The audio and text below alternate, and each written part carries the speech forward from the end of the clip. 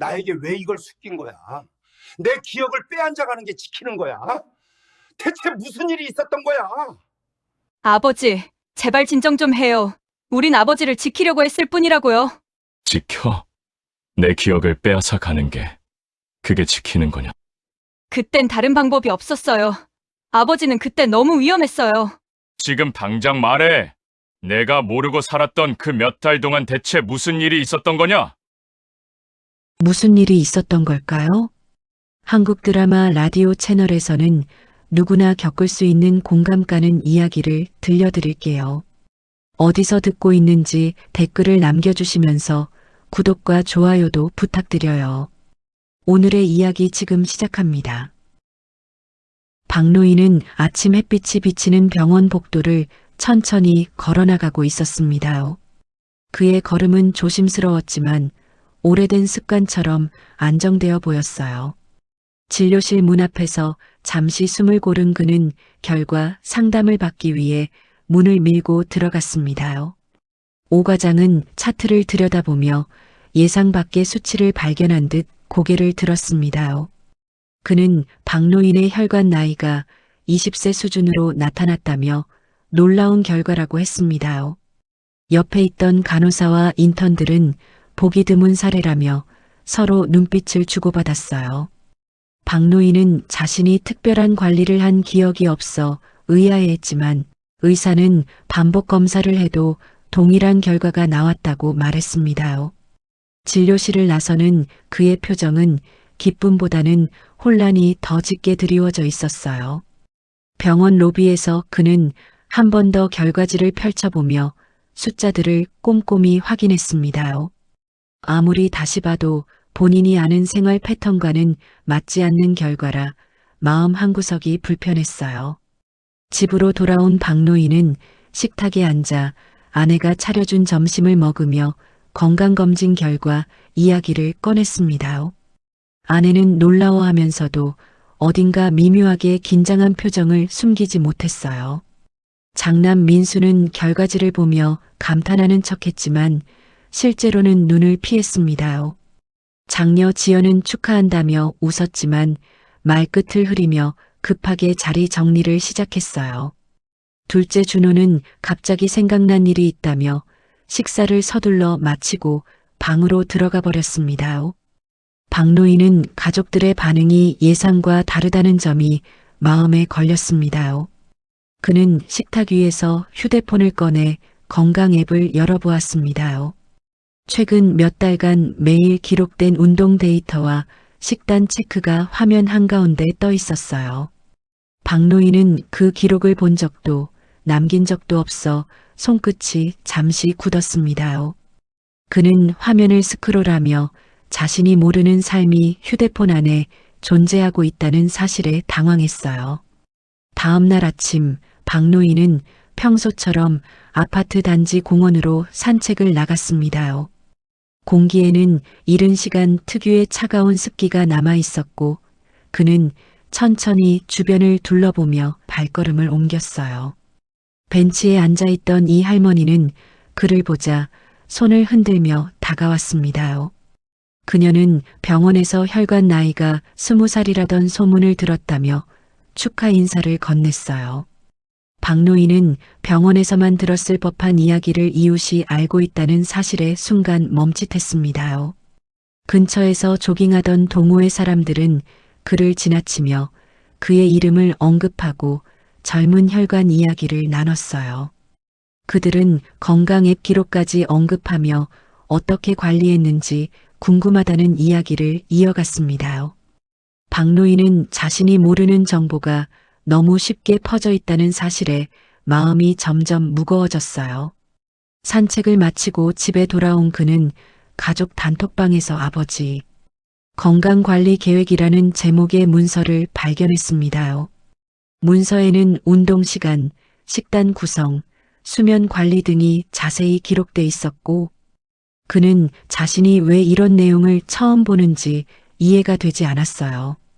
그는 곧바로 민수에게 전화를 걸어 문서에 대해 물었습니다. 민수는 바쁜 회의 중이라며 나중에 설명하겠다고 말하고 서둘러 통화를 끊었어요. 지연에게 메시지를 보내자 그녀는 곧 얘기해주겠다며 애매한 문장만 남겼습니다. 박노인은 두 사람 모두 구체적인 대답을 피한다는 점에서 묘한 위화감을 느꼈어요. 그는 거실 창문을 바라보며 단지 놀란 것이 아니라 뭔가 숨기고 있다는 느낌이 들었습니다. 휴대폰을 다시 확인한 그는 건강 앱 속 기록을 천천히 넘기며 날짜별 변화를 살폈어요. 기록이 남겨진 시기에 자신이 특별한 활동을 했던 기억이 거의 없다는 사실이 더 큰 의문을 만들었습니다. 그 시기와 자신의 불분명한 기억 사이에 어떤 연관이 있는지 생각하다가 곧 마음이 복잡해졌어요. 그는 한동안 핸드폰 화면을 내려다보며 침묵했고 서서히 걱정이 깊어졌습니다. 결국 박노인은 가족들이 자신에게 말하지 않은 일이 분명히 있다는 결론을 속으로 조용히 내렸어요. 저녁 무렵 박노인은 더 이상 혼자 추측만 하고 있을 수 없다는 생각에 다시 병원으로 향했습니다. 버스 창밖으로 스치는 불빛을 바라보며 그는 마음속에서 점점 커지는 불안을 억누르려 했어요. 병원에 도착한 그는 원무과 창구로 다가가 검사 결과를 다시 확인하고 싶다고 차분히 요청했습니다. 직원은 컴퓨터 화면을 확인하더니 특수 심혈관 패널이 가족 요청으로 적용되었다고 설명했어요. 박노인은 자신이 동의한 적 없는 검사 방식이었다는 말에 짧은 숨을 들이켰습니다. 그는 더 자세한 내용을 알아보기 위해 담당 의사를 만나고 싶다고 말했지만 오 과장은 퇴근했다고 답을 들었어요. 대기 공간으로 향하던 그는 청소 직원과 부딪혀 손에 들고 있던 서류 일부를 떨어뜨렸습니다. 청소 직원은 그를 알아보며 며칠 전에도 병원에 왔었다고 했고 박노인은 그 말이 전혀 기억나지 않아 당황했어요. 그는 곧바로 로비에 설치된 안내 스크린으로 다가가 지난 방문 기록을 확인했지만 몇 개의 날짜가 비어 있었습니다. 이유를 알 수 없는 빈 기록과 기억 공백이 겹쳐지자 그는 더 큰 잘못이 숨겨져 있다는 확신에 가까워졌어요. 병원을 나서는 그의 걸음은 평소보다 빠르고 무거웠습니다. 주차장 출구 근처를 지나던 그는 휴대폰 건강 앱 속 기록들을 다시 떠올렸어요. 그는 기억이 희미했던 기간과 운동 기록이 집중된 날짜가 비슷하다는 점을 떠올리며 복잡해졌습니다.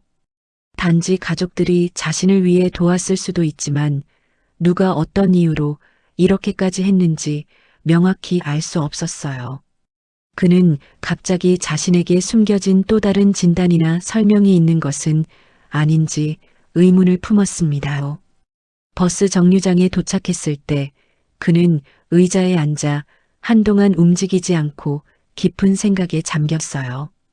공원에서 들었던 지나친 소문, 단톡방의 문서, 병원의 이상한 기록이 하나의 퍼즐처럼 그의 머릿속에 연결되었습니다. 그는 집으로 돌아가면 가족들 중 누군가에게 반드시 다시 물어보겠다고 조용히 결심했어요. 버스가 도착하자 그는 천천히 일어나 차에 올랐습니다. 창밖의 거리 불빛이 움직일 때마다 그의 마음에서도 또 다른 진실이 깨어나는 듯 했어요. 며칠 뒤 밤 박노인은 잠이 오지 않아 거실 쪽으로 조용히 발걸음을 옮겼습니다. 불이 희미하게 켜진 거실에서는 가족들이 모여 작은 목소리로 이야기를 나누고 있었어요. 그는 발소리를 죽이고 벽 뒤에 멈춰서서 대화 내용을 들으려 했습니다. 민수의 낮은 목소리가 먼저 들렸고 무언가를 결심하려는 사람처럼 침착하지만 단호한 느낌이었어요. 지연은 아버지가 최근 기억을 자주 놓치고 있다며 지금은 조심해야 한다고 말했습니다. 준호는 긴장한 듯 계속 손가락을 꼼지락거리며 더는 숨기는 건 어렵다고 말하는 것처럼 보였어요. 박노인은 이 대화가 자신과 관련 있다는 확신이 들자 손끝에 힘이 들어갔습니다. 그는 더 듣고만 있을 수 없다는 생각에 문을 밀고 거실로 들어갔어요. 가족들은 깜짝 놀라 서로를 바라보며 순간 아무 말도 하지 못했습니다요. 박노인은 손을 떨며 가족들에게 지금 무슨 이야기를 하고 있었는지 설명해 달라고 요구했어요. 민수는 당황한 기색을 숨기지 못하고 잠시 말을 잇지 못했습니다요. 지연은 입술을 꽉 깨물며 고개를 떨군 채 무엇부터 말해야 할지 고민하는 표정이었어요. 준호는 시선을 피하며 소파 뒤로 몸을 살짝 숨기듯 뒤로 물러났습니다요. 방 안의 공기는 갑작스러운 침묵으로 무겁게 가라앉았어요. 박노인은 그 침묵이 오히려 불안을 더 크게 만들고 있음을 느꼈습니다요. 오랫동안 숨겨진 사실이 지금 눈앞에서 드러나려는 순간이라는 감각이 그의 몸을 긴장시켰어요. 민수는 결국 더 이상 숨길 수 없다며 입을 열 준비를 했습니다요. 지연은 손에 쥐고 있던 메모지를 꼭 쥔 채 고개를 들어 아버지를 바라봤어요. 준호 역시 더는 피할 수 없다는 듯 어깨를 축 내려놓았습니다요. 그리고 가족의 시선이 모두 박노인에게 향한 순간 이야기는 갑작스러운 방향으로 흘러가기 시작했어요. 민수는 깊게 숨을 들이쉬고 지난해 중반 병원에서 받았던 진단 결과부터 차근차근 설명하기 시작했습니다. 그는 당시 박노인의 심장 상태가 좋지 않아 초기 질환 소견이 나왔고 의사 오 과장이 스트레스를 최소화할 방법을 가족에게 먼저 상담했다고 말했어요. 지연은 검진 결과를 있는 그대로 보여줄 경우 아버지가 감당하기 어려울 것이라 판단해 긍정적인 수치를 강조한 대체 결과지를 사용하기로 했다고 털어놓았습니다. 준호는 그 시기 동안 아버지가 충격으로 인해 몇 달간의 기억을 부분적으로 잃는 증상을 보였다고 설명했어요. 그는 이를 보완하기 위해 건강 앱 데이터를 직접 입력하며 운동량과 식단을 꾸준히 관리했다고 말했습니다. 요양보호사 김 씨 역시 아버지가 기억과 상황 판단에 어려움을 겪는 모습을 여러 차례 보고해왔다고 했어요. 민수는 실제 수치가 좋지 않았던 기간 동안 가족들이 체계적으로 치료와 관리를 병행했다고 이어 설명했습니다. 그들은 외부 영양사의 도움을 받아 식단을 조정하고 운동 전문가의 조언을 받아 일상 활동을 세세하게 조정했어요. 박노인은 자신의 기억이 비어있던 기간 동안 가족의 행동이 이렇게 치밀하게 이루어졌다는 사실에 큰 충격을 받았습니다. 그는 자신이 몰랐던 시간들이 가족의 노력으로 채워져 있었다는 점을 이해하려 애쓰며 깊은 혼란 속에 앉아 있었어요. 준호는 그 시기를 회상하며 아버지가 혼란스러운 모습을 보였던 날들을 조심스럽게 언급했습니다. 그는 갑자기 했던 질문, 반복되던 행동, 낯설어 했던 장소들을 구체적으로 말하며 당시 상황이 단순한 건망증이 아니었다고 강조했어요. 지연은 아버지가 자존심이 강해 이런 내용을 직접 받아들이기 힘들어할 것이라 판단해 차마 사실을 털어놓지 못했다고 했습니다요. 그녀는 그동안 죄책감으로 힘들었음을 고백하며 종종 잠을 못 이루던 밤이 많았다고 덧붙였어요. 민수는 마음속에서 갈등이 커지는 것을 느끼며 장기간 사실을 숨긴 책임을 가장 크게 느끼고 있었습니다. 그는 아버지를 보호하려던 의도가 결과적으로 더 깊은 상처를 남길 수도 있었음을 인정했어요. 박노인은 자녀들의 이야기를 듣는 동안 손을 내려다보며 기억을 더듬으려 했지만 쉽지 않았습니다. 그는 가족의 행동이 자신에 대한 배려였다는 점을 이해하면서도 왜 이런 방식이 필요했는지 마음 한쪽이 여전히 무거웠어요. 거실의 공기는 각자의 말이 쌓일수록 한층 더 밀도 있게 가라앉고 있었어요. 결국 박노인은 말을 잇지 못한 채 자리에서 천천히 일어나 잠시 혼자 있고 싶다며 방으로 향했습니다. 다음 날 아침 박노인은 혼자 마음을 정리하기 위해 병원을 다시 찾았습니다. 기억 공백과 가족의 행동 사이에서 답을 찾고 싶었던 그는 안내 데스크에서 오 과장과의 상담 일정을 요청했어요. 운 좋게도 오 과장이 오전 진료를 시작한 직후라 예약 없이도 상담실로 바로 들어갈 수 있었습니다. 오 과장은 차트를 펼쳐 최근 검사 결과를 보여주며 현재 수치가 매우 안정적이라고 설명했어요. 그는 당시의 초기 질환 진단과 비교해 지금은 혈관 상태가 실제로 젊은 사람 수준으로 회복됐다고 덧붙였습니다. 박노인은 차트의 변화를 천천히 살피며 지난 몇 달 동안 가족의 관리가 상당한 효과를 냈다는 것을 이해하기 시작했어요. 오 과장은 일시적 기억 장애는 스트레스로 인한 현상이었을 가능성이 높고 지금은 회복 과정이 안정적이라고 이어 설명했어요. 상담을 마친 박노인은 자신의 상태를 다시 확인할 수 있었다는 사실에 잠시 안도의 숨을 내쉬었습니다. 진료실을 나와 로비로 향하던 그는 배달 직원과 부딪혀 들고 있던 결과 서류를 바닥에 떨어뜨렸어요. 직원이 도와 문서를 모아주자 그는 문서 속에 적힌 가족 상담 기록과 관리 계획표를 다시 보게 되었어요. 그는 그동안 자신을 위해 세심하게 관리해 온 가족의 노력이 문서 한 장 한 장에 살아있다는 것을 느꼈습니다. 영양사의 식단 조정 내용, 운동 스케줄 표, 스트레스 관리 체크리스트 등이 정리되어 있었어요. 그는 자신의 삶이 가족의 도움 속에서 조금씩 회복되어 왔음을 그제야 명확히 확인했습니다. 밖으로 나와 택시 정류장 앞에 서자 차가운 바람이 그의 얼굴을 스쳤고 그는 잠시 눈을 감고 생각에 잠겼어요. 이번에는 억울함이나 분노가 아니라 가족을 이해하고 싶은 마음이 천천히 고개를 들고 있었습니다. 그는 택시가 도착하자 조용히 탑승해 집으로 향했어요. 창밖으로 보이는 거리의 풍경은 익숙했지만 그의 심경은 어제와 완전히 달라져 있었어요. 택시 안에서 그는 가족들과 어떤 방식으로 대화를 이어가야 할지 생각을 정리했습니다. 더 이상 숨김없이 서로의 상황을 나누는 것이 필요하다는 결론에 도달했어요. 택시가 아파트 단지 입구에 도착할 때 그는 마음속의 긴장감을 한 번 더 다잡고 집으로 발걸음을 옮겼습니다. 집에 도착한 박노인은 잠시 현관에 서서 숨을 고른 뒤 거실로 들어섰습니다. 그는 가족 모두에게 할 이야기가 있다며 조용하지만 단호한 목소리로 불러 모았어요. 민수, 지연, 준호는 서로 눈치를 보며 소파에 앉았고 거실 공기는 긴장으로 조금 굳어 있었습니다.